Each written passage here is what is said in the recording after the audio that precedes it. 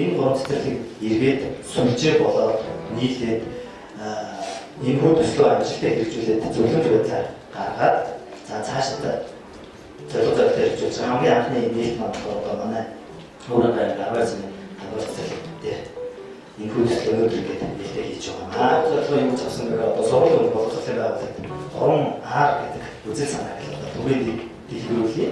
За тэгээд лико шийдвэрээ одоо загвар цэцэрлэгүүдийг одоо бий болгосон.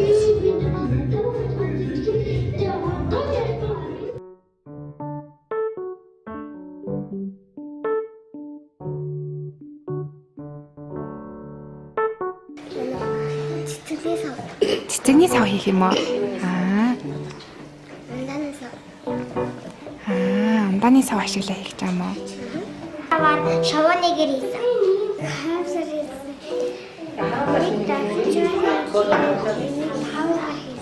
Одоо зүүн модны чимэглэл хийсэн.